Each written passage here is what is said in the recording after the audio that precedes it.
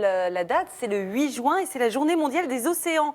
Et on leur mène la vie dure aux océans à force de les prendre pour des poubelles.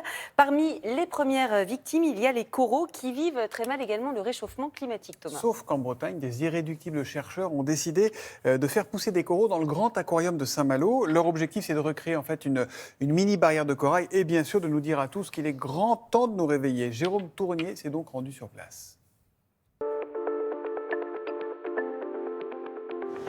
Qu'est-ce qu'on fait comme bouturage aujourd'hui, Renan? Alors là, aujourd'hui, on fait du bouturage de stylophora. Donc du coup, un petit peu de colle qui va bien. On est en train de recréer un aquarium récifal dans un bassin de 100 mètres cubes. Et donc depuis un an, on est en train de faire des boutures de coraux pour peupler cet aquarium. Ça va être bon.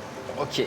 En fait, on a fait des échanges avec certains aquariums français. Donc on a ramené des boutures notamment de Nausicaa, de l'aquarium de La Rochelle, de Limoges.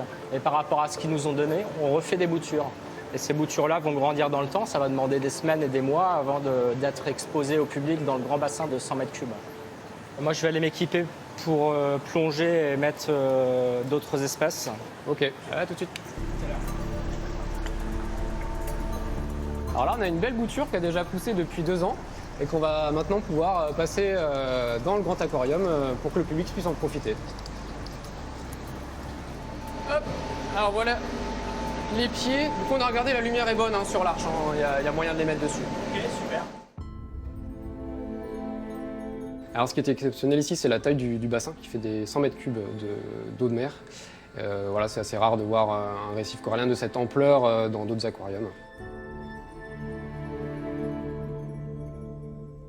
Actuellement, on a à peu près 50 espèces de corail. Ça, c'est ce qu'on appelle du stylophora. On a aussi des gorgones là. Et on a également des plateaux. Donc ça, c'est un aquarium qui a été entièrement refait au mois de janvier. On fait à peu près une plongée par semaine pour aller positionner des coraux.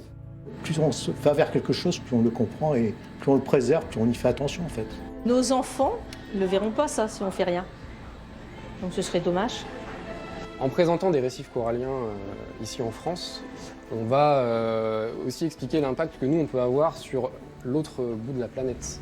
En dégageant des gaz à effet de serre ici en France, on envoie du CO2 dans l'atmosphère qui acidifie l'ensemble de l'océan mondial et ça a un impact à l'autre bout de la planète, y compris sur les coraux. Donc là, ce sont des colonies qui ont à peu près 2 mois d'implantation dans l'aquarium et on voit déjà une croissance, le bout des doigts, des digitations est blanc. Ça signifie qu'il y a une bonne croissance qui se fait ici dans l'aquarium. D'ailleurs, on peut voir une reproduction d'un comportement naturel sur les poissons demoiselles là, qui viennent se cacher dans les branches du corail.